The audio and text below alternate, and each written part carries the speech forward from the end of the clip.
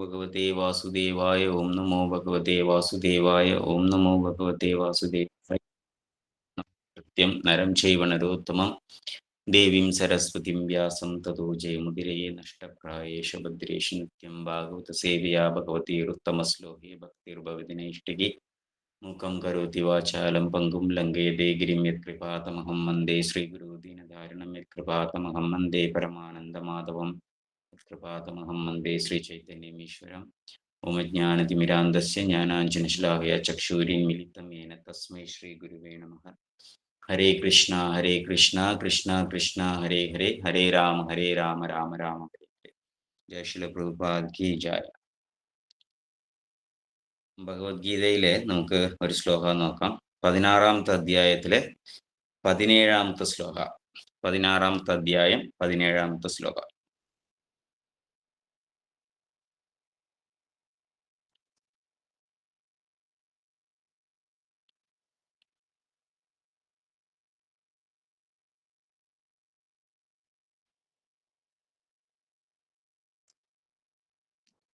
ആത്മസംഭാവിതാ സപ്താഹ ആത്മസംഭാവിതാ സ്തബ്ധാഃ ധനമാനാ മദാന്വിതാ യജന്തെ നാമ യജ്ഞൈസ്തേ ദംഭേന വിദ്ധിപൂർവകം.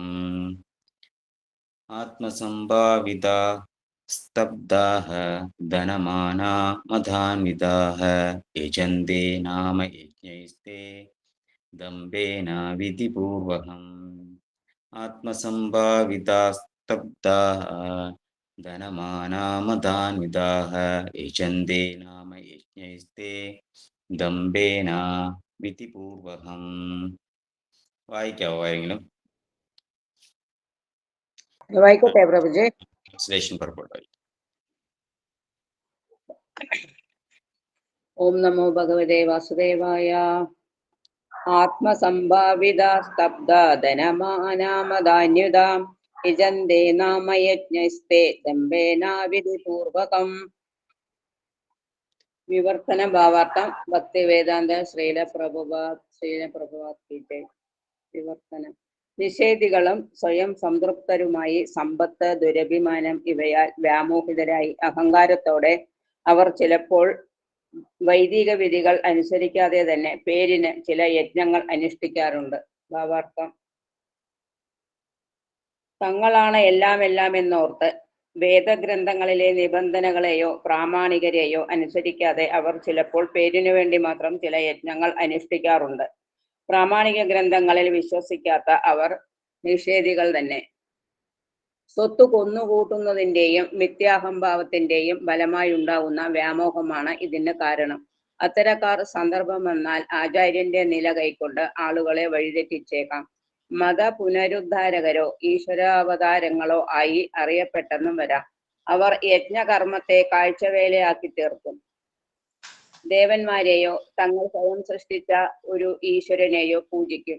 സാമാന്യ ജനങ്ങൾ ഇവരെ ഈശ്വരനെന്ന് കരുതി വാഴ്ത്തുകയും ആരാധിക്കുകയും ചെയ്യുന്നു.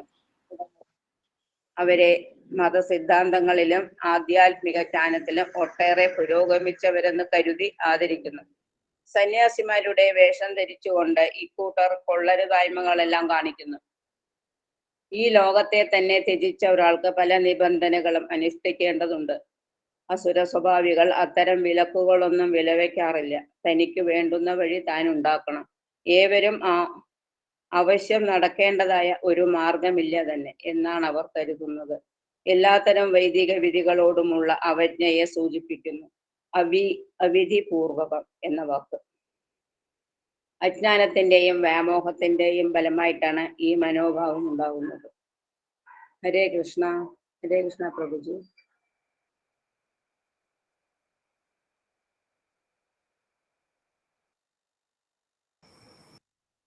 പ്രഭുജി ഏത് അധ്യായമാണെന്ന് പറഞ്ഞു തരുമോ? ഞാൻ ഇപ്പോഴാണ് കേറിയത്.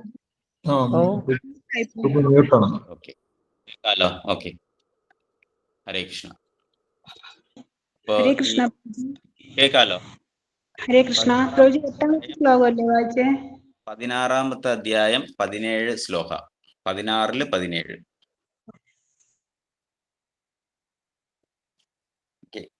അപ്പൊ ഈ ശ്ലോകത്തില് അസുരന്മാരുടെ സ്വഭാവത്തിനെ കുറിച്ചും അസുരന്മാര് എങ്ങനെയാ പ്രവർത്തിക്കുന്നു എന്നുള്ള, അസുര സ്വഭാവമുള്ളവർ എങ്ങനെയാ പ്രവർത്തിക്കുന്നു എന്നുള്ള കാര്യത്തിനാണ് പറയുന്നത്.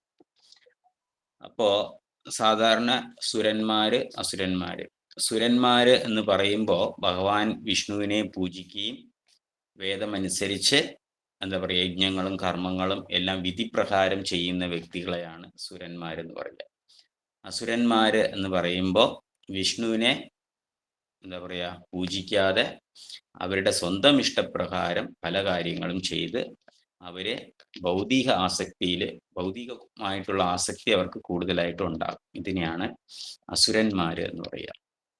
അപ്പോൾ പൊതുവെ നമുക്ക് കാണാൻ പറ്റും, ഇവിടെ പ്രഭുപാദ് വളരെ സ്പെഷ്യലായിട്ട് എടുത്തു പറഞ്ഞിട്ടുണ്ട്, അസുര സ്വഭാവികള് എപ്പോഴും മെറ്റീരിയൽ ഓപ്പുലൻസി, ഭൗതികമായ ആഗ്രഹങ്ങൾ അവർക്ക് കൂടുതലുണ്ടാവും. കാശുണ്ടാക്കുക, അത് ഉണ്ടാക്കി കഴിയുമ്പോഴും അവർക്ക് ഒരു വിനയം ഉണ്ടാവില്ല, അവർക്ക് അഹങ്കാരം കൂടുതലായിട്ടുണ്ടാകും. അപ്പൊ അതാണ് നമ്മൾ ഓരോ അസുരന്മാരിലും കാണാറുള്ളത്. കാരണം അവരാദ്യം അങ്ങനെ അല്ലായിരിക്കും, പിന്നെ അവർ തപസ് ചെയ്യുകയും ആ പവർ, ആ ശക്തി നേടുകയും ഒക്കെ ചെയ്യുമ്പോൾ അവർ വളരെ എന്താ പറയുക അരാജകമായിട്ട് ഓരോ സ്ഥലത്തും ദേവന്മാരെ പോലും ഉപദ്രവിക്കുന്ന രീതിയിൽ, ബ്രാഹ്മണന്മാരെ ഉപദ്രവിക്കുന്ന രീതിയിൽ, അവർ തന്നെ സ്വയം ഈശ്വരൻ എന്ന് പറയുന്ന രീതിയിലൊക്കെ അവർ മാറും. അങ്ങനെ അസുരന്മാർ വരുമ്പോഴാണ് ഭഗവാൻ അവരെ നിഗ്രഹിക്കുകയും പിന്നെ ധർമ്മത്തിനെ പുനഃസ്ഥാപിക്കുകയൊക്കെ ചെയ്യുന്നത്. അപ്പോൾ ഈ അസുര സ്വഭാവം എല്ലാവർക്കും ഉണ്ടാവും. എല്ലാവർക്കും എന്ന് പറയുമ്പോൾ ഭഗവാനെ വിസ്മരിക്കുന്നവരെല്ലാവരും അസുരന്മാരെന്ന് വേണം പറയാം, സുരന്മാരല്ല. അപ്പൊ ഭഗവാന്റെ നാമം ജപിക്കാത്ത വ്യക്തികള്, ഭഗവാന്റെ ഉപദേശങ്ങൾ സ്വീകരിക്കാത്ത വ്യക്തികള്, ഭഗവാനെ പൂജിക്കാത്ത വ്യക്തികളെല്ലാം ആര് തന്നെയാണ്? അസുരന്മാർ തന്നെയാണ്. അപ്പൊ ചിലപ്പോൾ നമ്മൾ വിചാരിക്കും അസുരൻ എന്ന് പറയുമ്പോൾ ഒന്ന് കോരപ്പല്ലും കൊമ്പും ഒക്കെ വെച്ചിട്ട് ഇങ്ങനെ സിനിമയിൽ കാണുന്നത് പോലെ വരണം. അങ്ങനെയല്ല. അസുരന്മാര് വളരെ സുന്ദരന്മാരാണ്, കാണാൻ അത്ര ബ്യൂട്ടിഫുൾ ആയിരിക്കും. കാരണം ഹിരണ്യകശിപ്പു കണ്ടു കഴിഞ്ഞാൽ ആരും അട്രാക്റ്റ് ആകും. ദേവന്മാര് രാവണനെ കണ്ടാൽ അത്ര സുന്ദരനാണ്. അപ്പോ ആര് കണ്ടാലും ഒരു സ്ത്രീകൾ കാണുമ്പോൾ മോഹിക്കും, അപ്സരസുകൾ കാണുമ്പോൾ അവരെ മോഹിക്കും. അപ്പൊ അത്രയും സൗന്ദര്യമുള്ള ഒരു വ്യക്തികളാണ്. എന്നാൽ ഇവര് ശാസ്ത്രം പഠിച്ചിട്ടുണ്ടാവും. രാവണൻ എന്ന് പറഞ്ഞാൽ വേദം പഠിച്ച വ്യക്തിയാണ്, ശാസ്ത്രം പഠിച്ച വ്യക്തിയാണ്. പിന്നെ രാവണൻ എങ്ങനെ അസുരനായി എന്ന് ചോദിച്ചു കഴിഞ്ഞാൽ ഭഗവാനെ വിസ്മരിച്ചു, ഭഗവാനെ സ്മരിച്ചില്ല, ഭഗവാന് സേവനം ചെയ്തില്ല, ഭഗവാന് എതിരായിട്ട് പ്രവർത്തിച്ചു, അതാണ് ചെയ്യുന്നത്. അപ്പോ ഇവിടെ നമ്മളിലും പലർക്കും ആ സ്വഭാവം ഉണ്ടാവും. അല്ലെങ്കിൽ നമ്മുടെ കൂടെ ഉള്ള വ്യക്തികൾ ഭഗവാനെ വിസ്മരിച്ചുകൊണ്ട് അവരുടെ തോന്നിയ രീതിയിൽ അവർ ജീവിക്കുകയും സമ്പത്ത് കൂട്ടുകയും, സമ്പത്ത് കൂടി കഴിയുമ്പോൾ അവർക്ക് അഹങ്കാരം കൂടുകയും ഒക്കെ ചെയ്യും. അപ്പൊ ഇവിടെ പ്രഭുപാദ് ഒരു എക്സാമ്പിൾ കൂടെ പറഞ്ഞിട്ടുണ്ടായിരുന്നു. എന്താണെന്ന് വെച്ചാൽ സന്യാസിമാര്. അപ്പൊ കലിയുഗത്തിൽ ഇപ്പം ശ്രീമദ് ഭാഗവതത്തിലെ 12ാമത്തെ സ്കന്ധത്തിലെ കലിയുഗത്തിലെ എന്താണ് ആധ്യാത്മികത്തിന്റെ പേരിൽ ആൾക്കാർ പറ്റിക്കപ്പെടും എന്ന് പറയുന്നുണ്ട്. അതിലും പ്രത്യേകിച്ച് എന്താ പറയുക, സന്യാസിമാരുകൾ പറ്റിക്കും, അവരും പറ്റിക്കും. എന്തുകൊണ്ടെന്ന് വെച്ചാല് അവരൊന്നും ഒരു ചിട്ടയോടി കൂടി ഒരു സമ്പ്രദായത്തിൽ വരികയോ ശാസ്ത്രങ്ങൾ നേരെ പഠിക്കുകയോ അത് പ്രചരിപ്പിക്കുകയോ അല്ല ചെയ്യുന്നത്. അവരുടെ ഫോക്കസ് എന്തായിരിക്കും എന്ന് ചോദിച്ചു കഴിഞ്ഞാൽ കാശുണ്ടാക്കുക എന്നുള്ളതായിരിക്കും. അപ്പോൾ ആദ്യം ചിലപ്പോൾ തുടക്കത്തിൽ അവർ ഒരുമാതിരി എന്താ പറയുക, നമ്മൾ ഒരു ഡിവോഷണൽ ആക്ടിവിറ്റീസിൽ വന്നാലും ക്രമേണ അവരെന്തായിട്ട് മാറും എന്ന് പറഞ്ഞാൽ അവരുടെ ആസുരിക സ്വഭാവം അവർ കൂടും. കാരണം എന്തുകൊണ്ട് എന്ന് ചോദിച്ചു കഴിഞ്ഞാൽ അവർക്ക് ഉള്ളിൽ റിയൽ ഡിവോഷൻ അല്ല ഉള്ളത്, ആ ഭൗതിക വാസനയോട് കൂടിയാണ് പ്രാക്ടീസ് ചെയ്യുന്നത്. അപ്പൊ അതുകൊണ്ട് ആ ഭൗതികമായ കാര്യങ്ങൾ അവർക്ക് കിട്ടുമ്പോൾ, ഇവിടെ പറയുന്നില്ല എന്തൊക്കെയാ പറയുന്നത്, സമ്പത്ത് കിട്ടും, ദുരഭിമാനം ഉണ്ടാകും ഇവർക്കൊക്കെ. ഇതൊക്കെ കാരണമാണ് ഈ അഹങ്കാരം ഉണ്ടാകുന്നത്. ഇപ്പൊ സമ്പത്ത് കിട്ടുമ്പോൾ തന്നെ പലപ്പോഴും നമ്മൾ കാണാറുണ്ട്, പത്രത്തിൽ കാണാറുണ്ട്, ഒരുപാട് സ്വാമിമാര് എന്താ പറയുക തുടക്കത്തിൽ അവരെന്തൊക്കെയോ ജപിച്ചു, സാധന ചെയ്തു, പിന്നെ അത് ഇത്തിരി അറിയാതെ തന്നെ അവർ ഫേമസ് ആകുമ്പോൾ ഒരുപാട് ആൾക്കൂട്ടങ്ങൾ, ജനങ്ങൾ കിട്ടും, കാശ് കിട്ടും, പിന്നെ സ്വന്തമായിട്ടൊരു സാമ്രാജ്യം കെട്ടിപ്പടുത്തും, പിന്നെ അതിനകത്ത് വലിയൊരു എന്താ പറയുക ഒരു സ്വാമിജി ആയിട്ടിരിക്കും. അതിനകത്ത് പലതരത്തില് മോശമായ കാര്യങ്ങളും അവിടെ നടക്കാറുണ്ട്, പ്രശ്നങ്ങളുണ്ട്. ചിലത് പുറത്തു വരും, ചിലത് പുറത്തു വരില്ല, ഇങ്ങനെയൊക്കെ നടക്കും. ഇതൊക്കെ എന്തുകൊണ്ടാണ് നടക്കുന്നത് എന്ന് ചോദിച്ചു കഴിഞ്ഞാൽ അവർ ശരിക്കും എന്ത് ഫോളോ ചെയ്യുന്നില്ല, ഭഗവാന്റെ വിധിപ്രകാരമുള്ള കാര്യങ്ങളൊന്നും അവർ ഫോളോ ചെയ്യുന്നില്ല. അങ്ങനെ ചെയ്യാതെ വരുമ്പോൾ ആ അസുരിക സ്വഭാവം നമ്മളിലുണ്ടാവും. ഈവൻ നമ്മളായിരുന്നാൽ പോലും ആ വിധിപ്രകാരമല്ല കാര്യങ്ങൾ ചെയ്യുമെങ്കിൽ അസുര സ്വഭാവം നമ്മളിലും പതുക്കെ തലപൊക്കി വരും. അപ്പൊ നമ്മളും ആരുപോലെയാവും, അഹങ്കരിച്ച് എന്താ പറയുക, ഭക്തന്മാരെ നിന്ദിച്ചുകൊണ്ട്, ശാസ്ത്രങ്ങളെ നിന്ദിച്ചുകൊണ്ട്, നമ്മുടേതായ ഫിലോസഫി തത്വങ്ങൾ പറഞ്ഞുകൊണ്ട് നമ്മളിങ്ങനെ നടക്കും. പക്ഷെ നമ്മൾ വിചാരിച്ചിരിക്കും നമ്മളെല്ലാം ശരിയാണെന്ന് വിചാരിക്കും, പക്ഷെ അങ്ങനെയല്ല. അതുകൊണ്ടാണ് പൂർവ്വ ആചാര്യന്മാരെ ഫോളോ ചെയ്യണം എന്ന് പറയുന്നത്. അവരുടെ മാർഗം പിന്തുടരണം എന്ന് പറയാൻ കാരണം എന്തുകൊണ്ട് എന്ന് ചോദിച്ചു കഴിഞ്ഞാൽ, അവർ കൃത്യമായിട്ട് ഓരോ കാര്യങ്ങൾ പറയുന്നുണ്ട്, ഇങ്ങനെ തന്നെ ചെയ്യണം. അപ്പോൾ എത്ര മാല ജപിക്കണം എന്ന് പറയുന്നു, അത്ര മാല ജപിക്കണം. ഏത് രീതിയിൽ ജപിക്കണം എന്ന് പറയുന്നു, ആ രീതിയിൽ ജപിക്കണം. എങ്ങനെ ശാസ്ത്രം പഠിക്കണം എന്ന് നമ്മളെ പഠിപ്പിക്കുന്നു, അതുപോലെ പഠിക്കണം. അല്ലാതെ നമ്മുടെ ഇഷ്ടത്തിന് എല്ലാം ശരിയാണ്, നമുക്ക് കേൾക്കുമ്പോൾ ചിലപ്പം എല്ലാം ശരിയാണെന്ന് തോന്നും. അതായത് ഒരാൾ കാഷായ വസ്ത്രം ഇട്ടിട്ട് നമുക്ക് അവർ പറയുന്നതെല്ലാം നമുക്ക് കേൾക്കുമ്പോൾ ശരിയായിട്ട് തോന്നും. കാരണം അദ്ദേഹവും കൃഷ്ണനാമം ജപിക്കുന്നുണ്ട്, അദ്ദേഹം കാഷായ വസ്ത്രം ധരിച്ചിട്ടുണ്ട്, അദ്ദേഹത്തിൻ്റെ ഒരുപാട് ഫോളോവേഴ്സ് ഉണ്ട് എന്നെല്ലാം നമുക്ക് തോന്നുമെങ്കിലും ചിലപ്പോൾ അദ്ദേഹം പ്രോപ്പർ വേയിലായിരിക്കില്ല, നമുക്ക് കണ്ടുപിടിക്കാൻ പറ്റില്ല. പക്ഷെ നമ്മൾ കണ്ടുപിടിക്കണം. എങ്ങനെ കണ്ടുപിടിക്കണം എന്ന് ചോദിച്ചു കഴിഞ്ഞാൽ, ശാസ്ത്രം ബേസ് ചെയ്തിട്ട് വേണം നമ്മളത് കണ്ടുപിടിക്കാനായിട്ട്. അപ്പോൾ ഈ വ്യക്തി ശാസ്ത്രത്തിലുള്ളതുപോലെ പറയുന്നുണ്ടോ, ഈ വ്യക്തി ശാസ്ത്രത്തിലുള്ളതുപോലെ ഫോളോ ചെയ്യുന്നുണ്ടോ എന്ന് നോക്കിയാൽ നമുക്കറിയാൻ പറ്റും അദ്ദേഹത്തിന് നമുക്ക് ഫോളോ ചെയ്യാം. അല്ല എന്നുണ്ടെങ്കിൽ നമുക്ക് ഫോളോ ചെയ്യാൻ പാടില്ല. ഇപ്പോൾ പ്രഭുപാദ് പറയുന്നുണ്ട്, എന്നുവെച്ചാൽ ഒരു വ്യക്തി, ഒരു ശാസ്ത്രം പഠിപ്പിക്കുന്ന വ്യക്തി ആരെപ്പോലെ ആയിരിക്കണം എന്ന് പറഞ്ഞാൽ ഒരു പോസ്റ്റ്മാനെ പോലെ ആയിരിക്കണം എന്ന് പറയും. പോസ്റ്റ്മാൻ്റെ ജോലി എന്താണെന്ന് ചോദിച്ചു കഴിഞ്ഞാൽ, ഒരു മണി ഓർഡർ കിട്ടിയാൽ, 100 രൂപ മണി ഓർഡർ കിട്ടിയാൽ ആ 100 രൂപ കൊണ്ടുപോയി അതേപടി എത്തിക്കുക, അതാണ് പോസ്റ്റ്മാൻ ചെയ്യേണ്ട ജോലി. പക്ഷെ ആ പോസ്റ്റ്മാൻ വിചാരിക്കുകയാണ്, ആ 100 രൂപ ഇത്രയും ദൂരം ഞാൻ നടന്നു പോകുന്നില്ല, എനിക്ക് കമ്മീഷൻ വേണ്ടേ എന്ന് പറഞ്ഞ് ഒരു 10 രൂപ എടുത്തിട്ട് 90 രൂപയാണ് അയാൾ കൊണ്ട് കൊടുക്കുമെങ്കിൽ അയാളുടെ ഡ്യൂട്ടി ചെയ്യുന്നില്ല, കൃത്യമായിട്ട് ചെയ്യുന്നില്ല. അല്ല, പോസ്റ്റ്മാൻ വിചാരിക്കുകയാണ് പാവങ്ങളല്ലേ, അവർക്ക് നമുക്കൊരു 10 രൂപ എക്സ്ട്രാ വെച്ച് കൊടുക്കാം എന്ന് പറഞ്ഞാലും ആ പോസ്റ്റ്മാൻ്റെ ജോലിയല്ല ചെയ്തത്. അപ്പോൾ ഇവിടെ എങ്ങനെയായിരിക്കണം എന്ന് ചോദിച്ചു കഴിഞ്ഞാൽ, എന്താണോ കിട്ടുന്നത് അത് അതേപടി കൊടുക്കാൻ പഠിക്കണം. ആ വ്യക്തിയാണ് ആരെന്ന് പറയുക, യഥാർത്ഥത്തില് ശാസ്ത്രം ഫോളോ ചെയ്യുന്ന വ്യക്തി. അപ്പോൾ നമ്മൾ മഹാബലി ചക്രവർത്തിയുടെ കഥ നോക്കിയിട്ടുണ്ടായിരുന്നു. മഹാബലി ചക്രവർത്തിയുടെ അതിൽ നോക്കുമ്പോൾ വിഷ്ണുവിന് എതിരായിട്ട് എന്താണ് ശുക്രാചാര്യർ സംസാരിച്ചു. അതായത് വിഷ്ണുവിന് ദാനം കൊടുക്കരുത് എന്ന് പറഞ്ഞു. പക്ഷെ മഹാബലി ചക്രവർത്തി എന്താ പറഞ്ഞത്, ശാസ്ത്രം അനുസരിച്ച് വിഷ്ണുവിനെയാണ് സറണ്ടർ ചെയ്യേണ്ടത്, വിഷ്ണുവിനാണ് എല്ലാം സമർപ്പിക്കേണ്ടത്. അതുകൊണ്ട് ഗുരു പറഞ്ഞത് കേട്ടില്ല, കേൾക്കാതെ ദാനം കൊടുത്തു. അതുകൊണ്ട് അദ്ദേഹം പെർഫെക്ഷനായിട്ട് ഭഗവാനെ തന്നെ അദ്ദേഹത്തിന് ശരണം പ്രാപിച്ചു, ഭഗവാനെ തന്നെ അദ്ദേഹത്തിന് കിട്ടി. അപ്പോൾ ഗുരുവിനെയും അവിടെ റിജക്റ്റ് ചെയ്തു. എന്തുകൊണ്ടാണ് ഗുരുവിനെ റിജക്റ്റ് ചെയ്തു? ഗുരുവിനെ നമുക്ക് റിജക്റ്റ് ചെയ്യാനേ പറ്റില്ല. ഒരിക്കൽ കിട്ടിയാൽ കിട്ടിയത് തന്നെയാണ്, ഗുരുവിനെ റിജക്റ്റ് ചെയ്യാൻ പറ്റില്ല. ഗുരുവും ശിഷ്യന്മാരെ റിജക്റ്റ് ചെയ്യാറില്ല. പക്ഷെ ഇവിടെ പറയുന്നു, ഗുരു ഭഗവാന് വിരുദ്ധമായിട്ട്, ഭഗവാന് എതിരായിട്ട് സംസാരിക്കുമെങ്കിൽ, ശാസ്ത്രത്തിന് വിരുദ്ധമായിട്ട് സംസാരിക്കുമെങ്കിൽ ആ ഗുരുവിനെയും നമുക്ക് റിജക്റ്റ് ചെയ്യാമെന്നാണ് പറയുന്നത്. അപ്പോൾ അത് നമ്മൾ ശാസ്ത്രത്തിൽ നിന്ന് തന്നെ പഠിച്ചു. മഹാബലി ചക്രവർത്തി വിഷ്ണുവിനെതിരായിട്ട് സംസാരിച്ചത് കൊണ്ട് ശുക്രാചാര്യനെ റിജക്റ്റ് ചെയ്തു. അപ്പോൾ കലിയുഗത്തിൽ നമ്മൾ നോക്കുമ്പോൾ ഒരുപാട് ബോഗസ് ഗുരുക്കളുണ്ടാവും. ഒരു ആൾക്കാരെ പറ്റിക്കാൻ വേണ്ടിയിട്ട് ഒത്തിരി ഗുരുക്കളുണ്ടാവും. അപ്പം നമ്മൾ അത് കെയർഫുള്ളായിട്ട് മനസ്സിലാക്കാൻ ശ്രമിക്കണം.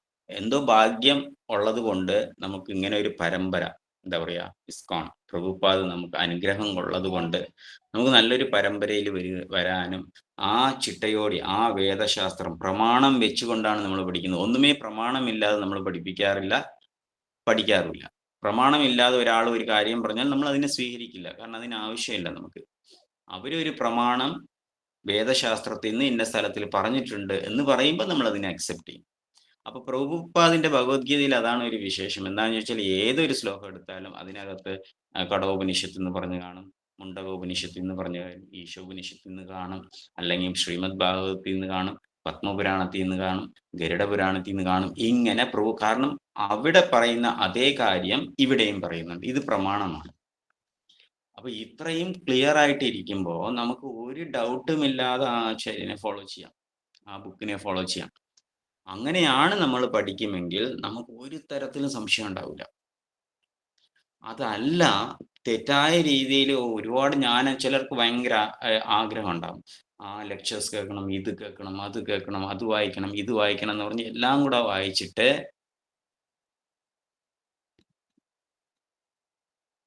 ഒരു മിനിറ്റ്.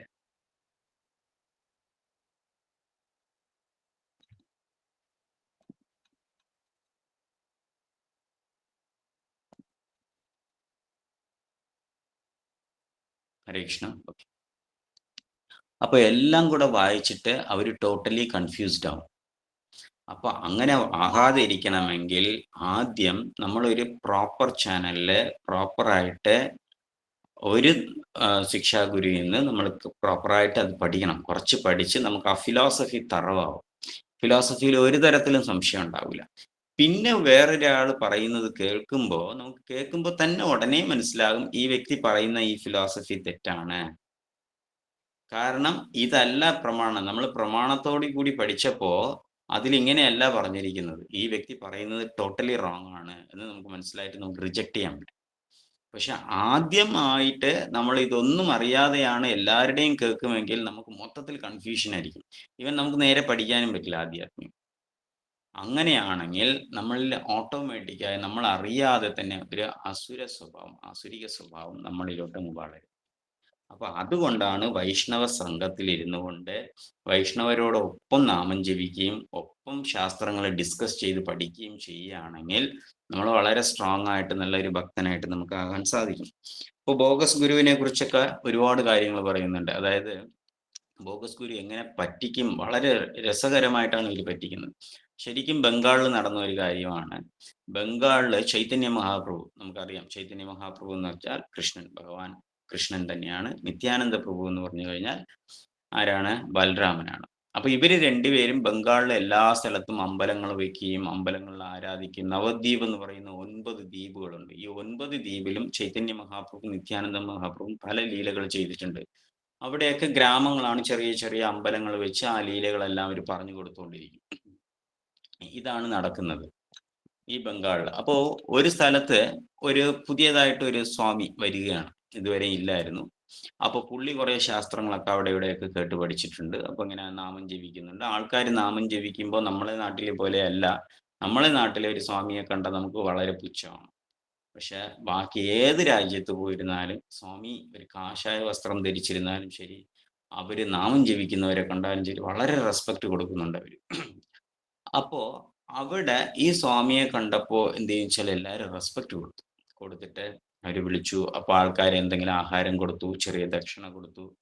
അപ്പൊ ഇദ്ദേഹം എന്ത് വെച്ചാൽ അവർക്ക് ചെറിയ ഉപദേശങ്ങളൊക്കെ കൊടുത്തു തുടങ്ങിയപ്പോൾ ഇത്തിരി ആൾക്കാരൊക്കെ ഒന്ന് കൂടി തുടങ്ങിയപ്പോൾ എന്തായി, ആൾക്കാരെല്ലാം വന്നിരുന്ന് ചുറ്റിയിരുന്ന് കേൾക്കുമായിരുന്നു. അപ്പൊ സ്വാമിജി അങ്ങ് വലുതായി, അങ്ങ് കുറച്ച് ഉപദേശങ്ങളൊക്കെ കൊടുത്തു, കുറച്ച് പ്രസാദമൊക്കെ കൊടുത്തപ്പോൾ ആള് കൂടി.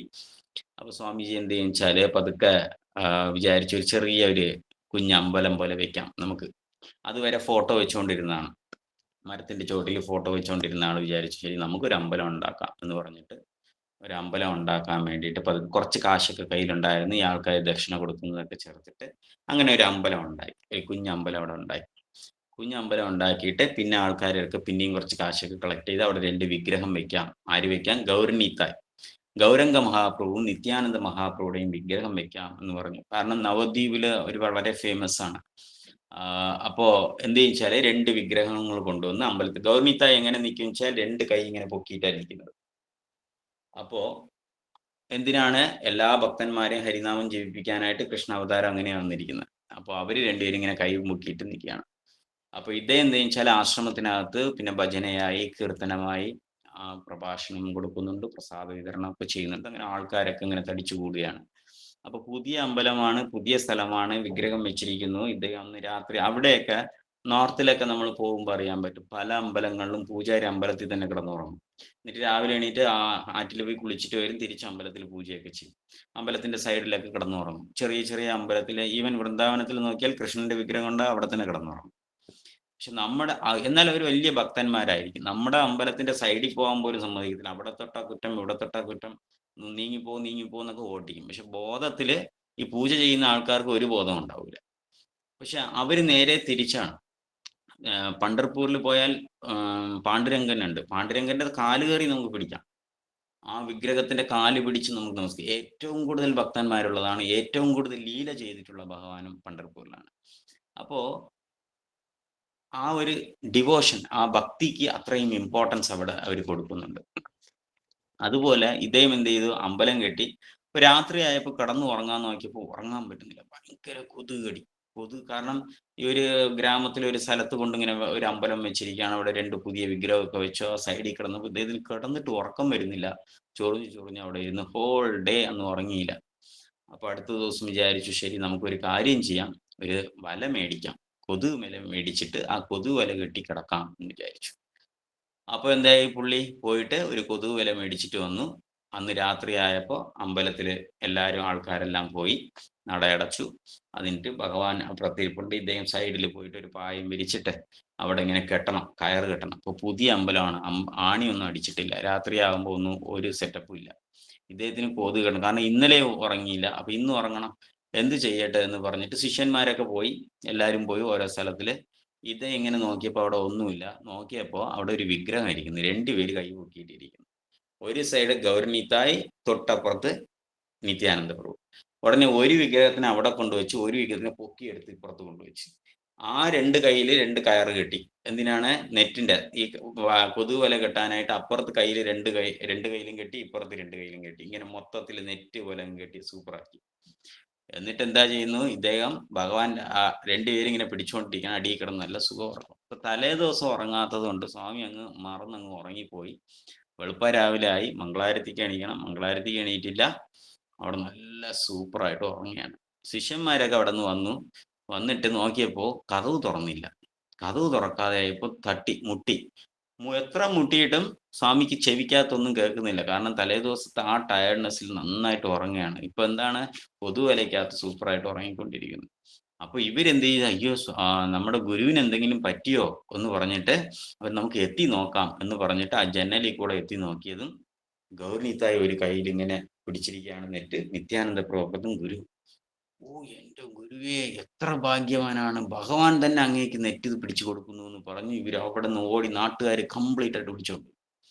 ഗുരു മഹാരാജിന് ആര് നെറ്റ് പിടിച്ചു കൊടുക്കുകയാണ്? ഭഗവാൻ നെറ്റ് പിടിച്ചു കൊടുത്തിരിക്കുകയാണ് എന്ന് പറഞ്ഞിട്ട്. അപ്പൊ നാട്ടുകാരെല്ലാം വന്നിട്ട് അവസാനം വന്നിട്ട് അവിടെ ഭയങ്കര ബഹളം. അപ്പൊ സ്വാമിക്ക് ഒരു 7 മണി ആയപ്പോൾ ഇങ്ങനെ ശബ്ദം കേൾക്കുന്നു. നാട്ടുകാരെല്ലാം വെയിറ്റ് ചെയ്തിരിക്കുന്നു കതവ് തുറക്കാൻ വേണ്ടിയിട്ട്, ഗുരു ഉറങ്ങുന്നു എന്ന് പറഞ്ഞിട്ട്. എന്നിട്ട് 7 മണിയായപ്പോൾ ശബ്ദം കേൾക്കുന്നത് കണ്ടിട്ട് ഇദ്ദേഹം പെട്ടെന്ന് നോക്കിയപ്പോൾ നല്ല പ്രകാശം.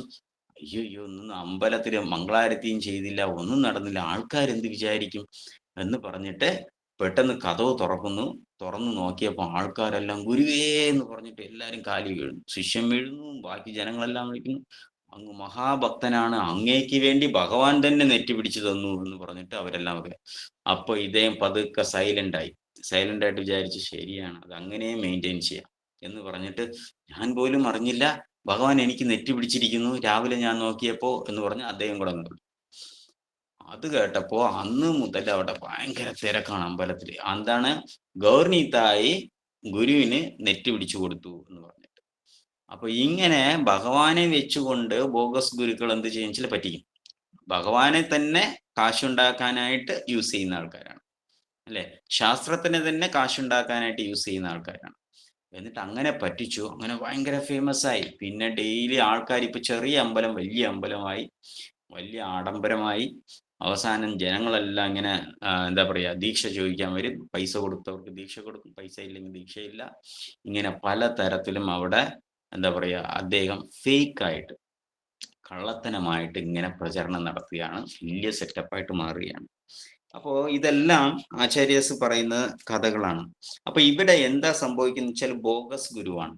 ആ പ്രിൻസിപ്പിൾ, ആ ചെയ്യുന്ന തത്വത്തിന് എന്തെങ്കിലും കാരണമുണ്ടോ? ഒന്നുമില്ല. കാശ് കിട്ടാൻ വേണ്ടി എന്ത് മാർഗവും സ്വീകരിക്കുന്ന ആൾക്കാരാണ്. അതേപോലെ പ്രഭുപാദിന്റെ ഗുരു ഭക്തി സിദ്ധാന്ത സരസ്വതി ഗോസ്വാമിയുണ്ട്. ഈ പ്രഭുപാദിന്റെ ഗുരു ഒരു കഥ പറഞ്ഞു.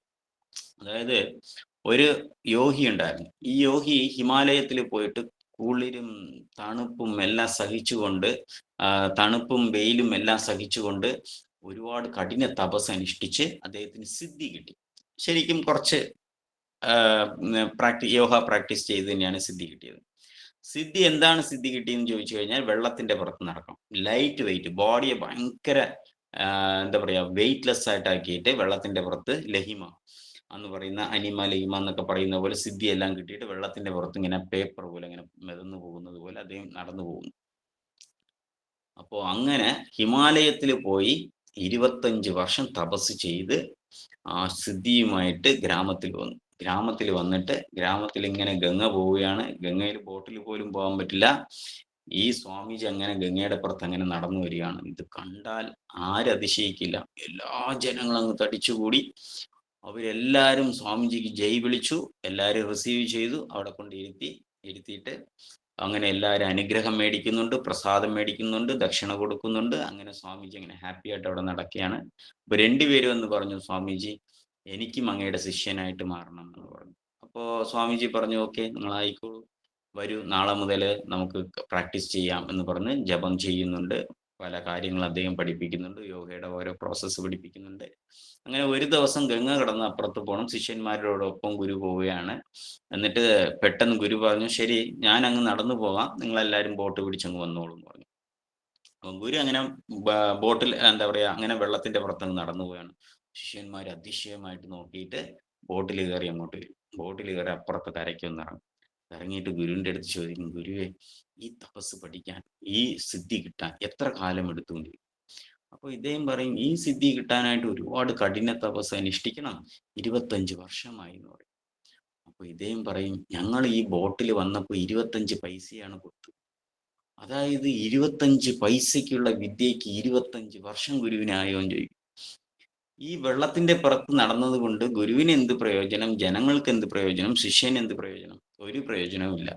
പക്ഷെ 25 പൈസയുടെ നിസ്സാര വിദ്യയാണ്. ഒരു ബോട്ട് പിടിച്ചാൽ ബോട്ടുകാരൻ അപ്പുറത്ത് കൊണ്ടുവിടും. ഇതിനു വേണ്ടിയിട്ട് എന്തിനാ കഠിന തപസ് ചെയ്യാൻ പോയി, ഹിമാലയത്തിൽ പോയി? അപ്പോ എന്തിനാണ് തപസ് ചെയ്യണം, എന്താണ് നേടേണ്ടതെന്നും അറിയില്ല ബോഗസ് ഗുരുക്കൾ. യഥാർത്ഥത്തില് വിഷ്ണുവിനെ സ്മരിച്ച് വിഷ്ണുവിനെ പ്രീതിപ്പെടുത്തി തപസ് ചെയ്താൽ വിഷ്ണു ലോകം പോകാമായിരുന്നു അവർക്ക്. അല്ലെങ്കിൽ അദ്ദേഹത്തിനെ ഫോളോ ചെയ്യുന്ന എല്ലാ ഭക്തന്മാർക്കും അനുഗ്രഹം കൊടുത്ത് അവരെല്ലാം വിഷ്ണു ലോകത്തിൽ അയക്കാമായിരുന്നു.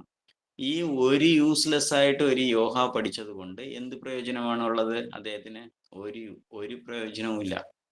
അപ്പോൾ ആ ശിഷ്യൻ ചോദിക്കുമ്പോഴാണ് ഗുരു ഇങ്ങനെ ആലോചിക്കുന്നത്, ഓ ശരിയാണ്, ശിഷ്യൻ ചോദിച്ചതിൽ ഒരു തെറ്റുമില്ല എന്ന് അദ്ദേഹം മനസ്സിലാക്കുന്നത്.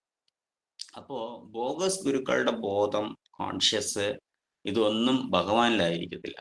പുറമേ ഇരുന്ന് നോക്കുമ്പോൾ നമുക്ക് വിചാരിക്കും ഇവരെല്ലാം ഡിവോട്ടീസ് ആണ്, ഇവരെല്ലാം സിൻസിയർ ആണെന്ന് വിചാരിക്കും. പലപ്പോഴും അങ്ങനെ കാണില്ല. പിന്നെ ഡിവോട്ടി ആയതുകൊണ്ട് മാലിന്യം ഉണ്ടാകില്ല എന്ന് പറയാൻ പറ്റില്ല. എല്ലാവർക്കും എനി ടൈം ആർക്ക് വേണമെങ്കിലും ഫോൾ ഡൗൺ ആവും, വീണ് പോകാം. പദം യദ്വിപദം നദേശാം എന്നാണ് പറയുന്നത്. ഓരോ സ്റ്റെപ്പിലും ഡേഞ്ചർ ഉണ്ട്. അത് സന്യാസി ആയിരുന്നാലും ബ്രഹ്മചാരി ആയിരുന്നാലും ഗൃഹസ്ഥനായിരുന്നാലും. പക്ഷെ ഒരു സിൻസിയർ ഡിവോട്ടി ആണെങ്കിൽ ആ വീഴ്ചയിൽ നിന്നെല്ലാം അവർ കരകയറി അവർ തിരിച്ച് പ്രാക്ടീസ് ചെയ്യും. പക്ഷെ പറ്റിക്കുന്നവരാണെങ്കിൽ തിരിച്ച് കൂടുതൽ ആൾക്കാരെ പറ്റിച്ചുകൊണ്ടേയിരിക്കും. അതാണ് വ്യത്യാസം. അപ്പോ ആ സിൻസിയർ ഡിവോട്ട്, അതേപോലെ ഇവിടെ പറയാണ്, ഒരു സ്വാമിജി വന്നിട്ട് അവരുടെ കുടിൽ ആശ്രമത്തിന്റെ ഫ്രണ്ടിൽ ഇരുന്നിട്ട് അവിടെ ഒരു മരത്തിന്റെ ചോട്ടിൽ നിന്ന് ഇങ്ങനെ ജീവിച്ചുകൊണ്ടിരിക്കും. അപ്പോൾ അതിന്റെ ഓപ്പോസിറ്റ് ആണ് ഒരു പ്രോസ്റ്റിറ്റ്യൂട്ടിന്റെ വീട്, ഒരു വ്യഭിചാരി സ്ത്രീയുടെ വീട്. അപ്പൊ പലരും അവരുടെ വീട്ടിൽ ഇങ്ങനെ വന്നിട്ട് പോയിക്കൊണ്ടിരിക്കുന്നു. അപ്പൊ സ്വാമിജി ഇവിടെ ഇരുന്ന് ഇങ്ങനെ നാമം ജപിച്ചുകൊണ്ടിരിക്കുകയാണ്. ഇങ്ങനെ നോക്കുന്നു, എന്ത് വൃത്തികെട്ട സ്ത്രീയാണ്, എന്ത് ജന്മമാണ് ഇവരൊക്കെ, കാശിന് വേണ്ടിയിട്ട് സ്വന്തം ശരീരം വിറ്റുകൊണ്ടിരിക്കുന്നു, ഇങ്ങനെയൊക്കെ ഒരു നീച ജന്മമായി പോയല്ലോ എന്ന് പറഞ്ഞിട്ട് സ്വാമിജി ഹരേ കൃഷ്ണ മന്ത്രമൊക്കെ മറന്നിട്ട് ഇങ്ങനെ അതിനെ തന്നെ ആലോചിച്ചുകൊണ്ടിരിക്കുന്നു. ഇന്ന് എത്ര പേര് പോയി? ഇന്ന് മൂന്നാമത്തെ ആളാണ് പോകുന്നത് അവരുടെ വീട്ടിൽ. ഇന്നലെ 2 പേര് പോയി. ഇങ്ങനെയാണോ ഇവർ ജീവിക്കുന്നത് എന്ന് അവരെ തന്നെ മനസ്സിൽ സ്മരിച്ചുകൊണ്ടിരിക്കുകയാണ്. ഇവർ എന്ത് ജന്മം എന്ന് പറഞ്ഞു സ്വാമിജി എന്തോ വലിയൊരു ആളാണെന്ന് വിചാരിച്ചുകൊണ്ടിരിക്കുകയാണ്. പക്ഷെ ആ സ്ത്രീ ആ വീട്ടിലിരുന്ന് വിചാരിക്കുകയാണ്, എൻ്റെ ജന്മം നീച ജന്മമായി പോയല്ലോ, ഞാൻ എന്തിനാ ഭഗവാനെ എനിക്കിങ്ങനെ ഒരു ജന്മം തന്നത്? എനിക്ക് ഒരു ഭാഗ്യം കിട്ടി, ആ സ്വാമിജിയെ 3 ദിവസം കൊണ്ട് ഞാൻ കാണുന്നുണ്ട്, അതാണ് എനിക്ക് വലിയ ഭാഗ്യമാണ്. ഭഗവാൻ, എനിക്ക് ഇനിയൊരു ജന്മം ഉണ്ടെങ്കിൽ ഇങ്ങനെ ഒരു ജന്മം എനിക്ക് തരരുത്, ഇങ്ങനെ ഒരു എന്താ മോശമായ ഒരു ജീവിതം എനിക്ക് തരരുത് എന്ന് അവരങ്ങനെ ഭഗവാനെ തന്നെ വിചാരിച്ചുകൊണ്ടിരിക്കും, ഭക്തനെ വിചാരിച്ചുകൊണ്ടിരിക്കും. പക്ഷെ ഇദ്ദേഹം എന്താ ചെയ്യുന്നത്? ഇവിടെ മാലയും പിടിച്ചുകൊണ്ട് ആരെ വിചാരിച്ചുകൊണ്ടിരിക്കുന്നു എന്ന് ചോദിച്ചു കഴിഞ്ഞാൽ ആ സ്ത്രീയെ വിചാരിച്ചുകൊണ്ടിരിക്കും. അപ്പോൾ ബോധത്തിലെ വ്യത്യാസമുണ്ട്. പക്ഷെ യഥാർത്ഥത്തിൽ ആരാണ് ഡിവോട്ടി എന്ന് ചോദിച്ചാൽ ആ പ്രോസ്റ്റിറ്റ്യൂട്ട്, ആ വ്യഭിചാരി സ്ത്രീയാണ് ഡിവോട്ടി. ഡിവോഷനിൽ ആരായിരിക്കും എന്ന് വെച്ചാൽ അവരാണ്. അവരുടെ ഡ്യൂട്ടി അവർ റോങ് ആയിട്ട് ചെയ്തിരുന്നാലും അവരുടെ സ്മരണ കറക്റ്റാണ്. അവരുടെ സ്മരണ എന്താണ്? ഭഗവാനിലാണ് ഇരിക്കുന്നത്. ഇദ്ദേഹം ഡ്യൂട്ടി കറക്റ്റായിട്ട് ചെയ്യും പോലെ തോന്നുമെങ്കിലും ഇദ്ദേഹം ചെയ്യുന്നത് തെറ്റായ പ്രവൃത്തിയാണ്. അപ്പോൾ ഏതൊരു ഡിവോട്ടിക്കും കറക്റ്റായിട്ട് റൈറ്റ് ഇൻസ്ട്രക്ഷൻ കറക്റ്റായിട്ട് ഒരാളെ നിന്ന് കിട്ടുമെങ്കിൽ അവര് കൃത്യമായിട്ട് എന്താ പറയുക, അത് ഫോളോ ചെയ്യാൻ പറ്റും. വിൽവമംഗല സ്വാമിജി ഉണ്ട്. അപ്പൊ വിൽവമംഗല സ്വാമിജി ആക്ച്വലി അദ്ദേഹം വലിയ ഒരു കർമ്മിയായിരുന്നു. അദ്ദേഹം കർമ്മിയായിരുന്നിട്ട് അദ്ദേഹത്തിന് എന്താ വെച്ചാല് ഭൗതികമായ ഒരുപാട് ആസക്തി ഉണ്ടായിരുന്നു. പക്ഷെ അദ്ദേഹത്തിന് വലിയ പൈസക്കാരനായിരുന്നു, എല്ലായിരുന്നു.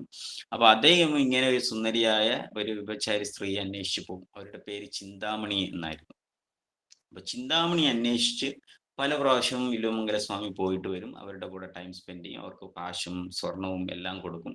അപ്പോൾ ഒരു ദിവസം ഇദ്ദേഹം എന്താണ് വെച്ചാൽ ഒരു രാത്രി ഇങ്ങനെ ഉറങ്ങുമ്പോൾ പെട്ടെന്ന് ചിന്താമണിയുടെ ഓർമ്മ വന്നു. ചിന്താമണിയെ കാണണമെന്ന് അദ്ദേഹത്തിന് തോന്നി.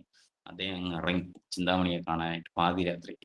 അതായത് കാമം കൂടുമ്പോൾ, കാമം എന്താണെന്ന് വെച്ചാൽ നരകതുല്യമാണെന്ന് പറയുന്നുണ്ട് അല്ലെ. ത്രിവിധം നരകസേതം ദ്വാരം നാശനമാത്മന എന്ന് പറയുന്നുണ്ട്. കാമക്രോധ മോഹം. അപ്പൊ ഈ കാമക്രോധ മോഹം ഈ മൂന്നും ഉണ്ടെങ്കിൽ ഒരു വ്യക്തിക്ക് നരകത്തിന്റെ വാതിലങ്ങ് തുറന്നിരിക്കും. ത്രിവിധം നരകസേനം ദ്വാരം നാശനമാത്മന. അതാണ് ദ്വാരം, കതവ്. ഏതിൻ്റെയാണ്? അവരുടെ നാശത്തിനുള്ള കതവ്. അപ്പോൾ അങ്ങനെ ഒരു കാമം ഉണ്ടാകുമ്പോൾ ഒരു വ്യക്തിക്ക് എന്താണ് ചെയ്യാൻ പോകുന്നത്, എന്തിനാണ് എന്നുള്ള എല്ലാ കാര്യങ്ങളും അവർ എന്താ പറയാ, കംപ്ലീറ്റ് ബോധവും നശിച്ചു പോകും. അങ്ങനെ വില്ലുമംഗല ടാക്കൂർ എന്താ ചെയ്യുക, രാത്രി ആയപ്പോൾ ഇറങ്ങി തിരിച്ചു. ഭയങ്കര ഇടിയും മഴയും എല്ലാം, അങ്ങനെ ഓരോ മഴയൊക്കെ പെയ്യാണ്. പക്ഷെ അതൊന്നും വകവെക്കാതെ കടത്തിൽ പോയി നോക്കുമ്പോൾ ഒരു ബോട്ടൊന്നും കാണാനില്ല. ബോട്ടൊക്കെ എടുത്തോണ്ട് പോയി, ഒന്നും കാണാനില്ല. പെട്ടെന്ന് അപ്പുറത്തെ സൈഡ് നോക്കി, വേറൊരു ബോട്ട് വല്ലതുണ്ടോന്ന് പെട്ടെന്ന് നോക്കി, അവിടെ ഒരു ബോട്ട് ഉണ്ടായിരുന്നു. ആ ബോട്ടിന്റെ മേലെ കയറിയിരുന്ന് വില്വമംഗല സ്വാമി ഇങ്ങനെ തുഴഞ്ഞ് നേരെ ഇവിടെ വന്നു. അക്കരെ കടന്നിട്ട് അവിടെ കൊണ്ട് ഈ ബോട്ടിനെ അവിടെ കിട്ടിയ ഒരു കയറെടുത്ത് കെട്ടിയിട്ട്, കാരണം നാളെ തിരിച്ചു വരണ്ടേ, അതിനു വേണ്ടി കെട്ടിയിട്ടിട്ട് അതേ നേരെ അങ്ങോട്ട് പോയി. ഈ കാട്ടിന്റെ ഇടയ്ക്ക്, കൊടുങ്കാട്ടിന്റെ ഇടയ്ക്ക് രാത്രി ഒരു ടോർച്ച് പോലും ഇല്ലാതെ അദ്ദേഹം പോവുകയാണ്. എന്തുകൊണ്ടാണ്? ജസ്റ്റ് ആരെ കാണണം? ചിന്താമണിയെ കാണണം, അത് മാത്രമാണ്. അപ്പൊ അങ്ങനെ അവരുടെ വീട്ടിൽ പോയി മുട്ടിയിട്ട് ചിന്താമണി ഭയങ്കര മഴയാണ്, ഇടിയും മഴയാണ്, ഇത് ആര് വന്ന് മുട്ടുന്നതെന്ന് പറഞ്ഞിട്ട് അവർ തുറന്നില്ല. ആദ്യം ആ ശബ്ദം കേൾക്കുന്നില്ല, അവർ ഉറങ്ങിക്കൊണ്ടിരിക്കുകയാണ്. പക്ഷെ ഇദ്ദേഹം വിട്ടില്ല. നേരെ ചിന്താമണിയുടെ വീട്ടിന്റെ സൈഡിൽ മതിലിൽ നോക്കിയപ്പോൾ അവിടെ ഒരു വള്ളി കയർ കിടക്കും പോലെ ഉണ്ടായിരുന്നു. ആ കയറിനെ പിടിച്ച് വലിഞ്ഞ് മുറുക്കി അതിനെ പിടിച്ച് കയറി അപ്പുറത്തെ മതിലിൽ ചാടി അവരുടെ വീട്ടിനകത്ത് പോയി പിന്നെ മുട്ടിയപ്പോൾ അവരുടെ റൂം തുറന്നപ്പോൾ ചിന്താമണി, രാത്രി ആരാ ഇവിടെ വന്ന്, വീട്ടിനകത്ത് വന്നിട്ട് ആരാ മുട്ടുന്നു ഈ റൂമിൽ എന്ന് പറഞ്ഞ് തുറന്നു നോക്കിയതും വില്വമംഗല സ്വാമി. ചിന്താമണി ഭയങ്കര അതിശയമായിരുന്നു. ഇതെങ്ങനെ വന്നു? ഈ ഇടിയും മഴയിലും എങ്ങനെ നിങ്ങൾക്ക് വരാൻ സാധിച്ചു? അപ്പൊ അദ്ദേഹം ഭയങ്കര കൂളായിട്ട് സന്തോഷത്തോട്ട്, നിന്നെ കാണണമെങ്കിൽ ഞാൻ എങ്ങനെയും വരും. മഴയാണോ? അദ്ദേഹത്തിന് ഈ ഇടിയും മഴയും ഇത്രയും ഒരു ആ സിറ്റുവേഷനെ മനസ്സിലാകുന്നില്ല. ജസ്റ്റ് മൈൻഡ് മുഴുവൻ എന്താണ്? ചിന്താമണിയെ കാണണം, അത് മാത്രമായിരുന്നു. പക്ഷെ ചിന്താമണി നേരെ റിവേഴ്സിലായി. എങ്ങനെയാ വെച്ചാല് ഇദ്ദേഹത്തിനെ കണ്ടിട്ട് ഒരു സന്തോഷമൊന്നുമില്ല. എന്നിട്ട് ചോദിച്ചു, ഇതെങ്ങനെ നിങ്ങൾക്ക് വരാൻ സാധിച്ചു? ഈ കൊടും മഴയ്ക്കകത്ത് വെള്ളപ്പൊക്കം പോലെ പോകുന്നു, എവിടെ നിന്ന് നിങ്ങൾക്ക് ബോട്ട് കിട്ടി? അതെനിക്ക് ബോട്ട് കിട്ടി. എന്നിട്ട് ഈ കാട്ടിനകത്ത് കൂടെ എങ്ങനെ വന്നു? വന്യമൃഗങ്ങളുണ്ട്, പിന്നെ പാമ്പും എല്ലാം ഉണ്ട്, ഇതിനകത്തൂടെ എങ്ങനെ വന്നു? ഞാൻ ഈ വീട് പൂട്ടിയിട്ടിരിക്കുകയാണല്ലോ, എങ്ങനെ നിങ്ങൾ അകത്ത് കടന്നു? അത് ഞാനൊരു കയറ് കടന്നോ? എവിടെ കിടന്നു എന്ന് ചോദിച്ചു. ഇല്ല, ഞാൻ കയറ് ചാടി അകത്ത് വന്നു. അപ്പൊ അവരിങ്ങനെ വളരെ വിഷമത്തോടി പറയും, ഇത്രയും വൈരാഗ്യം എന്നെ കാണണം എന്ന് പറഞ്ഞിട്ട് നിങ്ങൾ ഇവിടെ വന്നത് ഭഗവാൻ വിഷ്ണുവിടെ അടുത്ത് കാണിച്ചിരുന്നെങ്കിൽ അങ്ങേക്ക് മോക്ഷം കിട്ടുമായിരുന്നു. അത് പറഞ്ഞിട്ട് അവർ ഭയങ്കര മോശമായിട്ട് വില്വമംഗല സ്വാമിയെ ഇൻസൾട്ട് ചെയ്യും. വളരെ നീചമായ പ്രവൃത്തിയാണ് ചെയ്യുന്നത്. ഇങ്ങനെയാണോ ഒരു വ്യക്തി ഇരിക്കേണ്ടത് എന്ന് പറഞ്ഞിട്ട് ചിന്താമണി കുറെ ചീത്ത പറഞ്ഞപ്പോൾ അത് ഇമ്മീഡിയറ്റ് റിയലൈസ് ചെയ്യും. ആക്ച്വലി വില്വമംഗല ടാക്കൂറിന്റെ ഗുരു ആരാണെന്ന് ചോദിച്ചാൽ ചിന്താമണിയാണ്, ആ പ്രോസ്റ്റിറ്റ്യൂട്ടാണ്. കാരണം അവരുടെ മൈൻഡിനെ അങ്ങ് മാറ്റി. അത്രയും ആ ദേഷ്യം കാണിച്ച് അത് റിയാക്ട് ചെയ്തപ്പോ വില്വമംഗല സ്വാമി വിചാരിച്ചു, ശരിയാണ്, ഞാൻ ചെയ്തത് തെറ്റാണ്. ഒരിക്കലും ഇങ്ങനെ ഭഗവാനെ മറന്നിട്ട് ഞാൻ വരാൻ പാടില്ലായിരുന്നു. എൻ്റെ വൈരാഗ്യം ആരുടെ അടുത്താണ് ഉണ്ടാക്കേണ്ടത്? നിജഭക്തി വൈരാഗ്യം ഭഗവാന്റെ അടുത്ത് ഉണ്ടാകണമായിരുന്നു. ഞാൻ ഈ സ്ത്രീയുടെ അടുത്താണ് എൻ്റെ വൈരാഗ്യം കാണിച്ചു എന്ന് പറഞ്ഞ് ചിന്താമണി വിഷമിച്ചുകൊണ്ട് അങ്ങനെ രാവിലെ ആയപ്പോൾ ഇപ്പൊ അവിടെ ഇരിക്കുന്നു പറഞ്ഞ് ഹോൾ ഡേ ഉപദേശം കൊടുത്തു ചിന്താമണി. ഉപദേശം കൊടുത്തിട്ട് രാവിലെ ആയപ്പോൾ ഇങ്ങനെ കതക് തുറന്നിട്ട് ഏതിനെ പിടിച്ചാണ് നിങ്ങൾ ഈ വീട്ടിനകത്ത് കയറി നോക്കിയപ്പോൾ അവിടെ ഒരു പാമ്പ് താഴെ ചത്ത് കിടക്കും. അവിടെ കിടന്ന മരത്തിൽ ചുറ്റിക്കിടന്നതിനെ ഒരു പാമ്പിനെ മലമ്പാമ്പിനെ പോലെ പിടിച്ച് വലിഞ്ഞ് കയറിയിരിക്കുകയാണ് ഇദ്ദേഹം. ആ പിടിയിൽ അത് ചത്ത് തറയിൽ കിടക്കുന്നു. എന്നിട്ട് ഇവര് പറഞ്ഞു ശരി നിങ്ങളെ കടത്തിൽ കൊണ്ട് അത് കണ്ടപ്പോൾ ഇദ്ദേഹം ചീ എന്ന് പറഞ്ഞിട്ട് അവര് പറയും ഇത്ര മോശമാണല്ലോ എന്ന് പറഞ്ഞിട്ട് കടത്തിൽ പോയിട്ട് ഇദ്ദേഹം കെട്ടിയിരിക്കുന്ന ബോട്ട് അവര് കണ്ടപ്പോൾ ഷോക്കായിപ്പോയി. എന്താണ്, ഒരു ഡെഡ് ബോഡിയുടെ മേലെ കയറിയാണ് ആര് വന്നിരിക്കുന്നത്? വില്വമംഗല സ്വാമി വന്നിരിക്കുന്നത്. ബോട്ടൊന്നും ഇല്ല, അപ്പുറത്ത് നോക്കിയപ്പോൾ എന്തോ ഒരു സാധനം ബോട്ടായിട്ട് കാണുന്നു. അതിന്റെ പുറത്ത് കയറിയിരുന്നു, കാരണം ഡെഡ് ബോഡി മിതക്കുന്നതാണ്. അതിന്റെ പുറത്ത് കയറിയിട്ടാണ് വന്നിരിക്കുന്നത്, എന്നിട്ട് അതിനെ കെട്ടിയിട്ടിരിക്കുന്നത്. അപ്പൊ അവര് നോക്കും, നിങ്ങൾ ഈ ഡെഡ് ബോഡിയുടെ മേലെ കയറിയാണോ വന്നത്? ഇത് കണ്ടപ്പോ വില്വമംഗല സ്വാമിക്ക് ഹോൾ ജീവിതം വെറുത്തതുപോലെയായി. ഓൾറെഡി ചീത്ത പറഞ്ഞിരിക്കുകയാണ്, വന്നത് ഡെഡ് ബോഡിയുടെ മേലെ കയറിയാണ്.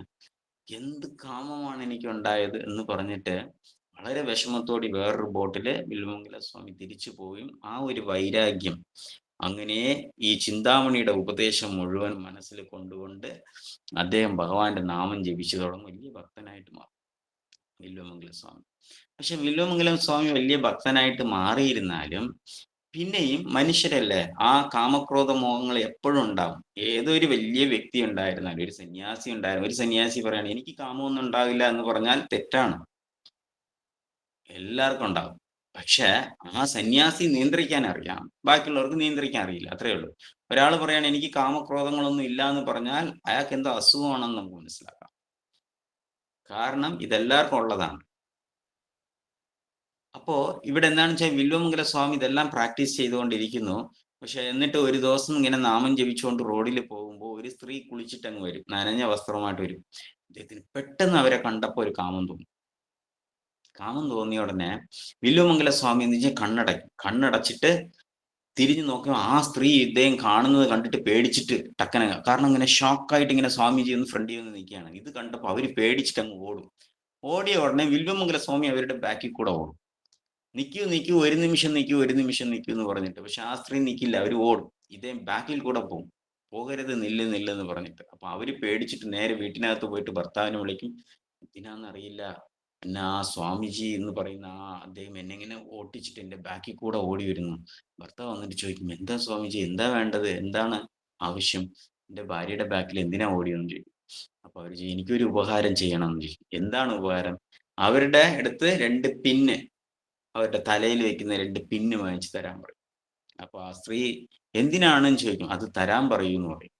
അപ്പൊ ഇവര് പോയി ഭാര്യയുടെ ചോദിക്കും, അങ്ങയെ 2 പിന്നിന് അതിന് വേണ്ടിയിട്ട് എന്നെ ഓട്ടിക്കേണ്ട ആവശ്യം, എന്റെ ബാക്കിൽ ഓടേണ്ട ആവശ്യം എന്താണ് അദ്ദേഹത്തിനുള്ളത് എന്ന് ചോദിച്ചിട്ട് അവരെടുത്ത് തലയിരിക്കുന്ന സാധനം എടുത്ത് കൊടുക്കും. ആ 2 പിന്നും കൊണ്ട് സ്വന്തം കണ്ണിനെ കുത്തിപ്പൊട്ടി വില്വമംഗലം. കാരണം ഈ ഭൗതികമായ കണ്ണുള്ളത് കൊണ്ടല്ലേ ഞാൻ ഇത്രയും കാഴ്ച കാണുന്നത്. എനിക്ക് ഓൾറെഡി കാമം ഉണ്ടായി, എനിക്ക് ചിന്താമണിയാണ് എനിക്ക് ഉപദേശം തന്നത്, ഇപ്പോഴും എനിക്ക് അതിൽ നിന്ന് പുറത്തു വരാൻ പറ്റുന്നില്ല എന്ന് പറഞ്ഞിട്ട് കണ്ണിനെ കുത്തിപ്പൊട്ടി. അപ്പോ എന്താ ഇവിടെ പറയുന്നെന്ന് പറഞ്ഞു കഴിഞ്ഞാൽ, കണ്ണിനെ കുത്തിപ്പൊട്ടിക്കണമെന്ന് അല്ല, ചില കാര്യങ്ങൾ കാണാതെ ഇരിക്കണമെന്നാണ്. അപ്പൊ ഭൗതിക വാസന തരുന്ന കാര്യങ്ങൾ നമ്മൾ കുറയ്ക്കണം. കുറച്ചു കഴിയുമ്പോൾ ആധ്യാത്മികത്തിലെ ടേസ്റ്റ് ഉണ്ടാവും. അപ്പോ അതും എങ്ങനെയാണ് ആചാര്യാസ് പറയുന്നത് അനുസരിച്ച് നമ്മൾ പ്രാക്ടീസ് ചെയ്തു കഴിഞ്ഞാൽ നമുക്ക് ഗുരു തനിയെ കിട്ടും. ഗുരു കൃഷ്ണൻ തന്നെ നമുക്ക് അയക്കും കൃത്യമായിട്ട്. നമുക്ക് എത്രത്തോളം സിൻസിയർ ആണോ, എത്രത്തോളം സീരിയസ് ആയിട്ട് ശാസ്ത്രം പഠിക്കണം എന്ന് ആഗ്രഹമുണ്ടോ, ഇമ്മീഡിയറ്റ് ആയിട്ട് ഫെസിലിറ്റീസ് ആരയച്ചു തരും? ഭഗവാൻ അയച്ചു തരും. പക്ഷെ കലിയുഗത്തില് പറ്റിക്കാനായിട്ട് ഒരുപാട് പേരുണ്ടാവും. ഇപ്പൊ പറയുന്നുണ്ട് പ്രഭുപാദ് വായസ തീർത്ഥം എന്ന് പറഞ്ഞിട്ട്. കാക്കകൾ എവിടെയാ കൂടുതൽ ഉണ്ടാകുമെന്ന് ചോദിച്ചു കഴിഞ്ഞാൽ, അഴുക്ക് കൂടിയിരിക്കുന്ന സ്ഥലത്തിൽ കാക്കകൾ കൂടുതലുണ്ടാകും. കാക്കകള് അവിടെ മാത്രമേ ഉണ്ടാകത്തുള്ളൂ. ഒരുപാട് ചവറും അഴുക്കും നാറി അഴുകി കിടക്കുന്ന സാധനം നോക്കി ഒത്തിരി കാക്കകൾ ഉണ്ടാവും. അപ്പോ ആ കാക്കകൾ ഇത്ര ഉണ്ടെന്ന് പറഞ്ഞാൽ അത് നല്ല സ്ഥലം എന്നല്ല അർത്ഥം. പക്ഷെ അന്നപക്ഷികൾ എവിടെ ഉണ്ടാകും എന്ന് ചോദിച്ചു കഴിഞ്ഞാൽ, തെളിഞ്ഞ വെള്ളം, താമരക്കുളം, അങ്ങനെ പ്യുവറായിട്ടുള്ള ഒരു സ്ഥലത്തിൽ മാത്രമേ ഈ അന്നപക്ഷികൾ ഉണ്ടാകത്തുള്ളൂ. ഈ അന്നപക്ഷിയും കാക്കയും കൂടെ ജെല്ലാവില്ല, ഒന്നിച്ച് ചേരാൻ പറ്റില്ല. കാരണം രണ്ടും 2 ഡയറക്ഷനിലുള്ളവരാണ്. അപ്പോ ഭൗതിക വാസനയുള്ളവരെല്ലാം കാക്കകളെ പോലെയാണ്, ഇങ്ങനെ കൂടി അഴുകിയ സാധനം, അതായത് യൂസ്ലെസ് ആയിട്ടുള്ള കാര്യത്തിൽ ടൈം സ്പെൻഡ് ചെയ്ത് അതിൽ എൻജോയ് ചെയ്തുകൊണ്ടിരിക്കും. അന്നപക്ഷികൾ പ്യുവർ വാട്ടറിൽ അങ്ങനെ എന്താ പറയുക കുളത്തിനകത്ത് അവർ എൻജോയ് ചെയ്തുകൊണ്ടിരിക്കും. അപ്പൊ പരമഹംസാസ് അങ്ങനെയാണ്. പരമഹംസ എപ്പോഴും ആനന്ദിച്ചുകൊണ്ട് സന്തോഷം എൻജോയ് ചെയ്തുകൊണ്ട് ഈ പ്യുവർ ആയിട്ടുള്ള ഒരു സ്ഥലത്തിൽ എൻജോയ് ചെയ്യും, മറ്റവര് അവിടെ എൻജോയ് ചെയ്യും. ഇവര് രണ്ടുപേരും ചെയ്യില്ല. പക്ഷെ നമ്മൾ ആരെയാ ഫോളോ ചെയ്യേണ്ടത്? കാക്കയുടെ കൂട്ടം നല്ലതാണ് എന്ന് വിചാരിച്ചാൽ നമുക്ക് തെറ്റ്. പക്ഷെ അന്നപക്ഷികളാണെങ്കിലോ അത് ഒന്നോ രണ്ടോ കാണത്തുള്ളൂ, അവരുടെ അടുത്ത് പോകുമ്പോൾ നമുക്ക് അതായ റിസൾട്ട് നമുക്ക് കിട്ടും. അപ്പൊ പരിശുദ്ധ ഭക്തന്മാർ അങ്ങനെയാണ്, അവർക്ക് ക്രൗഡ് ഒന്നും കാണില്ല. അവർ ഒന്നോ രണ്ടോ ആയിരിക്കും, ഒരു അഡ്വർടൈസ്മെന്റ് ഉണ്ടാവില്ല, ഒന്നും ഉണ്ടാവില്ല. അവരിങ്ങനെ പോകുന്ന സ്ഥലത്തെല്ലാം നാമം പ്രചരണം ചെയ്യും, അവരോടൊപ്പം ഇരുന്ന് ഹാപ്പി ആയിട്ടിരിക്കും. ഒരു ദിവസം അവരൊന്നും അവിടെ നിന്ന് ഡിസപ്പിയർ ആവും. അതായത് ഒരു സ്ഥലത്തിൽ എല്ലാ ഫെസിലിറ്റീസും കിട്ടുമെന്ന് പറഞ്ഞിട്ട് അവർ ഒരിക്കലും സ്റ്റേ ചെയ്യില്ല. അതാണ് ആര്? പരിശുദ്ധ ഭക്തൻ. കാക്കകൾ എങ്ങനെയാന്ന് വെച്ചാൽ അവിടെ കിടക്കുന്ന അഴുക്കിന്റെ കൂട്ടത്തില് ഒരു കാക്ക മറ്റേ കാക്കയൊക്കെ വിളിച്ചു കൂട്ടി അവിടെ ഇരുന്ന് എൻജോയ് ചെയ്തുകൊണ്ടേയിരിക്കും. അപ്പം പ്യുവർ ഡിവോട്ടിക്ക് ഒന്നിലും അറ്റാച്ച്മെന്റ് ഉണ്ടാവില്ല, ആസക്തി ഉണ്ടാവില്ല. ഭഗവാന്റെ സേവനത്തിന് കിട്ടി, ഭഗവാന്റെ സേവനത്തിന് യൂസ് ചെയ്തു എന്ന് പറഞ്ഞ് എൻജോയ് ചെയ്തുകൊണ്ടേയിരിക്കും, ഭഗവത് സേവനത്തിൽ എൻജോയ് ചെയ്തുകൊണ്ടേയിരിക്കും. മെറ്റീരിയലിസ്റ്റ് നേരെ ഡിഫറെന്റ് ആണ്. അതുകൊണ്ടാണ് ഇവിടെ പറയുന്നത് അസുരന്മാര്, അസുര സ്വഭാവമുള്ളവരെ കാശിനാണ് മെയിൻ ആയിട്ട് ഫോക്കസ് ചെയ്യുന്നത്. അതിനെ ഇങ്ങനെ കൂട്ടി കൂട്ടി കൂട്ടി വന്നിട്ട് തനിയെ അവർക്കൊരു അഹങ്കാരം ഉണ്ടായിട്ട് പിന്നെ ഒരു ആശ്രമം, മഠാധിപതി ഇങ്ങനെയൊക്കെ ആയിട്ട് ഫിലോസഫി വരെ ഉണ്ടാക്കും. പ്രഭുപാദ് പറയുന്നത് നമ്മളൊന്നും മാനുഫാക്ചർ ചെയ്യേണ്ട, ഫിലോസഫി നമ്മൾ മാനുഫാക്ചർ ചെയ്യേണ്ട ആവശ്യമില്ല. ഓൾറെഡി കൃഷ്ണൻ തന്നിട്ടുണ്ട്. നമുക്ക് ആവശ്യമായ ഫിലോസഫി ആര് തന്നിട്ടുണ്ട്? കൃഷ്ണൻ നമുക്ക് തന്നിട്ടുണ്ട്. അതിനെ പഠിച്ചാൽ മതി. അതിനെ എങ്ങനെ പ്രാക്ടീസ് ചെയ്യണമെന്ന് ആചാര്യസ് പ്രാക്ടീസ് ചെയ്തും കാണിച്ചിട്ടുണ്ട്. അവരെ ഫോളോ ചെയ്ത് നമ്മൾ കണ്ടാൽ മതി. നമ്മൾ പുതിയതൊന്നും ഉണ്ടാക്കാൻ നിൽക്കണ്ട. ചില ആൾക്കാർ പറയും, സ്വാമിജി ഇങ്ങനെയാണ് അങ്ങനെയാണ്, ഞാൻ സ്വപ്നത്തിൽ കണ്ടു, അങ്ങനെ കണ്ടു എന്ന് പറയും. അങ്ങനെയല്ല, നമ്മൾ ഒന്നും ഉണ്ടാക്കാൻ പറ്റില്ല, അതിന് റൈറ്റ്സ് ഇല്ല, അത് തെറ്റാണ്. നമുക്ക് എന്താണോ കൃഷ്ണൻ തന്നത്, കൃഷ്ണൻ ലൈഫിൽ സ്വയമേ പ്രാക്ടീസ് ചെയ്ത് കാണിച്ചിട്ടുണ്ട്. കൃഷ്ണൻ 64 ദിവസം കൊണ്ട് 64 കലകൾ പഠിക്കാൻ പറ്റും, അത് ഭഗവാനാണ്. പക്ഷെ അങ്ങനെ പഠിക്കേണ്ട ആവശ്യം വരുന്നില്ല കൃഷ്ണന്. ഒരു ദിവസം എഞ്ചിനീയറിങ്ങിന് പഠിക്കുക, ഒരു ദിവസം ആർട്ടിസ്റ്റ് ആവുക, ഒരു ദിവസം കുക്കിംഗ് പഠിക്കുക, ഒരു ദിവസം ഇന്റീരിയർ ഡെക്കറേഷൻ പഠിക്കുക. ഇങ്ങനെ ഒരു കലയും കൃഷ്ണന് പഠിക്കേണ്ട ആവശ്യമില്ല. എല്ലാം കൃഷ്ണനാണ് പ്രൊഡ്യൂസ് ചെയ്തത്, കൃഷ്ണനാണ് എല്ലാത്തിൻ്റെയും സൃഷ്ടികർത്താവ്. എല്ലാം കൃഷ്ണനിൽ നിന്നാണ് മാനിഫെസ്റ്റ് ആയിരിക്കുന്നത്. കൃഷ്ണനൊന്നും പഠിക്കേണ്ട. പിന്നെ എന്തിനാ കൃഷ്ണൻ പഠിച്ചു എന്ന് പറഞ്ഞു കഴിഞ്ഞാല് ഗുരുവിൽ താഴെ ഇരുന്ന് ഒരു ശാസ്ത്രം പഠിക്കണം, അത് കൃഷ്ണൻ കാണിച്ചു തന്നിരിക്കുകയാണ്. അപ്പൊ നമ്മളും ഇങ്ങനെ തന്നെ ചെയ്യണം, ആ ഗുരുവിന് സേവനം ചെയ്തുകൊണ്ട്. ഭഗവത്ഗീത പഠിക്കില്ലേ, തദ്വിദ്യ പ്രണിപാതേന പരിപ്രശ്നേന സേവയ ഉപദേശം തിത്തേ ജ്ഞാനം ജ്ഞാനിന തത്വദർശന. ഒരു ഗുരുവിന്റെ അടുത്ത് ചിട്ടയോടി ശാസ്ത്രങ്ങൾ പഠിച്ച് ചോദ്യങ്ങൾ ചോദിച്ച് മനസ്സിലാക്കണം. വിനയപൂർവം ചോദ്യങ്ങൾ അതായത് ചോദ്യങ്ങൾ ചോദിക്കുന്നത് എനിക്ക് അറിയാം എന്ന് കാണിക്കാൻ വേണ്ടിയിട്ടല്ല ചോദ്യങ്ങൾ ചോദിക്കേണ്ടത്, എൻ്റെ സംശയങ്ങൾ തീർത്തു തരാൻ വേണ്ടിയിട്ടാണ് ചോദ്യങ്ങൾ ചോദിക്കുന്നത്. ചിലപ്പോൾ ചില ആൾക്കാർ ചോദിക്കും എനിക്കെല്ലാം അറിയാം, അത് അദ്ദേഹം കറക്റ്റായിട്ട് പറയണ ടെസ്റ്റ് ചെയ്യാൻ വേണ്ടിയിട്ട് ഗുരുവിൻ്റെ അടുത്ത് ചോദ്യം. അങ്ങനെ ഒരു മെന്റാലിറ്റിയിൽ ചോദ്യം ചോദിക്കാൻ പറ്റും. അങ്ങനെയാണെങ്കിൽ സംശയ വിനശതി, അത് നാശത്തിനുള്ള സംശയമാണ്, അല്ലെ? പക്ഷെ നമുക്ക് യഥാർത്ഥത്തിൽ ആധ്യാത്മിക പുരോഗതിക്ക് വേണ്ടിയിട്ടുള്ള സംശയങ്ങളുണ്ടാവും. ആ സംശയങ്ങൾ ചോദിക്കുമ്പോൾ നമുക്ക് ആധ്യാത്മികത്തിൽ ശരിക്കും പുരോഗതി ഉണ്ടാവും. സംശയങ്ങൾ എന്തിനു വേണ്ടിയിട്ടാണ് ചോദിക്കേണ്ടത്? നമ്മുടെ ആധ്യാത്മികത്തില് എങ്ങനെയാണ് മുന്നേറിയിട്ട് നമുക്ക് ആ പെർഫെക്റ്റ് ആയിട്ട് അത് പ്രാക്ടീസ് ചെയ്ത് വരാൻ വേണ്ടിയിട്ട് ഉള്ള സംശയങ്ങൾ, ഭഗവാന്റെ ക്രിയേഷനെ കുറിച്ചുള്ള സംശയങ്ങൾ, ഭഗവാന്റെ മെയിൻ്റെനൻസിനെ കുറിച്ചുള്ള സംശയങ്ങൾ, ഇങ്ങനെ ഭഗവാൻ എന്തൊക്കെ ആക്ടിവിറ്റീസ് ചെയ്തോ അതിലുള്ള കാര്യങ്ങളും ഭക്തന്മാർ എങ്ങനെ പ്രാക്ടീസ് ചെയ്തു, ഇനി എനിക്ക് എങ്ങനെ പ്രാക്ടീസ് ചെയ്യാൻ സാധിക്കും എന്നുള്ള റിലേറ്റഡ് ആയിട്ടുള്ള ചോദ്യങ്ങളൊക്കെ ചോദിക്കുമ്പോൾ നമുക്കത് പ്രാക്ടീസ് ചെയ്യും. ശ്രീമദ് ഭാഗവതം വായിക്കുമ്പോൾ അങ്ങനെയാണ്. നാരദ മുനിയുടെ അടുത്ത് വ്യാസദേവൻ സംശയം ചോദിച്ചു, ചുമ്മാ ആവശ്യമില്ലാത്തത് ചോദിച്ചില്ല. അങ്ങ് എങ്ങനെയാണ് പ്രാക്ടീസ് ചെയ്തത്? എങ്ങനെയാണ് ഹിമാലയത്ത് പോയത്? എന്താണ് കഴിച്ചത്? എവിടെയാണ് താമസിച്ചത്? ഈ ജ്ഞാനം എങ്ങനെയാണ്, ഇത്രയും ജ്ഞാനം, ഭഗവാനെ കുറിച്ചുള്ള ജ്ഞാനം എങ്ങനെ കിട്ടി? ഭഗവാനെ ഒരു പ്രാവശ്യമല്ലേ കാണാൻ സാധിച്ചു, അത് കഴിഞ്ഞിട്ട് കാണാൻ സാധിച്ചില്ലല്ലോ എന്നുള്ള സംശയമാണ്. വിതുരൻ മൈത്രേയ മുനിയെ കാണുമ്പോൾ സംശയങ്ങൾ ചോദിക്കുന്നു. യുധിഷ്ഠിര മഹാരാജ് മൈത്രേയ മുനിയുടെ അടുത്ത് സംശയങ്ങൾ ചോദിക്കുന്നുണ്ട്. അപ്പൊ ഇവരെല്ലാം സംശയങ്ങൾ എന്തിനാ ചോദിച്ചു വെച്ചാൽ അവർക്ക് പ്രാക്ടീസ് ചെയ്യാൻ വേണ്ടിയിട്ടാണ് സംശയം ചോദിച്ചത്, അല്ലാതെ അവരുടെ ജ്ഞാനം പുറത്തു കൊണ്ടുവരാൻ വേണ്ടിയിട്ടല്ല സംശയം ചോദിച്ചത്. സോ ഇതാണ് ആചാര്യസ് പറയുന്നത്. അതായത് ചൈതന്യ മഹാപ്രഭുവിനെ കാണുമ്പോൾ രൂപഗോസ്വാമി വായിലൊരു വൈക്കോല് വെച്ചിട്ട് സാഷ്ടാംഗം നമസ്കരിക്കും. എന്തിനാ ഈ വൈക്കോല് കടിച്ചു പിടിച്ചിട്ട് ഇങ്ങനെ നമസ്കരിച്ചു എന്ന് ചോദിച്ചു കഴിഞ്ഞാല് ഫുള്ളി സറണ്ടറായ വ്യക്തിക്ക് അവിടെ ഇനി ഒരു കാര്യം അങ്ങ് പറയേണ്ട ആവശ്യമില്ല, വാ തുറക്കേണ്ട ആവശ്യമില്ല. എന്ത് പറയുന്നോ ചെവി കേൾക്കും, അത് ഞാൻ പ്രവർത്തിക്കും. അതാണ് ആര് ചെയ്തിരിക്കുന്നത്? രൂപഗോസ്വാമി നമ്മളെ പഠിപ്പിച്ചത്. ഭഗവാൻ ഒരു ഇൻസ്ട്രക്ഷൻ തന്നാൽ ചൈതന്യ മഹാപ്രഭു തരുന്ന ഇൻസ്ട്രക്ഷൻ ഞാൻ അങ്ങനെ ഫോളോ ചെയ്യും. പിന്നെ എനിക്ക് സംശയമില്ല അതിനകത്ത്, കാരണം അത് സുപ്രീം ഗോഡാണ്, ഭഗവാനാണ്. അപ്പൊ ഭഗവത്ഗീതയിൽ ഭഗവാൻ ഒരു കാര്യം പറയുമ്പോൾ അതിനകത്ത് സംശയം വരേണ്ടില്ല, അത് ഭഗവാൻ തന്നതാണ്, അത് അങ്ങനെ അക്സെപ്റ്റ് ചെയ്യാം. പിന്നെ നമുക്ക് എന്താ സംശയം എന്ന് ചോദിച്ചാൽ അതെങ്ങനെ ഞാൻ പ്രാക്ടീസ് ചെയ്യും, അതെങ്ങനെ ഞാൻ മനസ്സിലാക്കും, അതാണ് സംശയം. അല്ലാതെ ഭഗവാനെ ചോദ്യം ചെയ്യാനുള്ള സംശയമല്ല, ഭഗവാൻ ആരാണ് അങ്ങനെയുള്ളതല്ല. അപ്പൊ ആ ഗ്രോത്ത്, ഡിവോഷണൽ പ്രോഗ്രസ്സിനുള്ള സംശയങ്ങൾ ചോദിച്ച് നമ്മൾ പഠിക്കുകയാണെങ്കിൽ അത് ഒരു ദൈവീക ഗുണമാണ്, ഒരു ഡിവോട്ടിയുടെ ക്വാളിറ്റിയാണ്. അല്ലെങ്കിൽ അഹങ്കരിച്ചുകൊണ്ട് നമ്മൾ സമ്പത്തിന്റെ മേലെയും വിദ്യയുടെ മേലെയുള്ള അഹങ്കാരം കൊണ്ടാണ് ചെയ്യുമെങ്കിൽ അതെന്താണ്? അസുരന്റെ ഗുണമാണ്, അസുര സ്വഭാവമാണ്. അത് നമുക്ക് മനസ്സിലാക്കാൻ ചെയ്യും. ഹരേ കൃഷ്ണ. വേറെ എന്തെങ്കിലും സംശയങ്ങൾ എന്തെങ്കിലും ഉണ്ടെങ്കിൽ ചോദിക്കാം, ഒരു 5 മിനിറ്റ് ഉണ്ട്.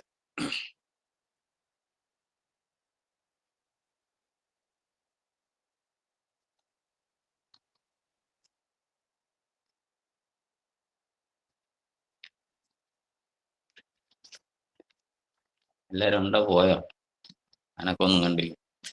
എന്താ പ്രഭു, ഇവിടെ തന്നെ ഉണ്ട്. ഉണ്ട്. ഹരേ കൃഷ്ണ പ്രഭു, പ്രണാം. ഹരേ കൃഷ്ണ. പോട്ടില്ല പ്രഭു, കേൾക്കുന്നുണ്ട്. പ്രഭു ഒരു കാര്യം ചോദിച്ചോട്ടെ പ്രഭു? പറയൂ. അത് പ്രഭു, നമ്മൾ ചാണ്ട് ചെയ്യുമ്പോഴത്തേന് നമ്മള് കോൺസെൻട്രേഷൻ തെറ്റിപ്പോവാതെ നല്ലപോലെ കോൺസെൻട്രേറ്റ് ചെയ്ത് ചാണ്ട് ചെയ്യാനായിട്ട് ഉള്ള ടിപ്സ്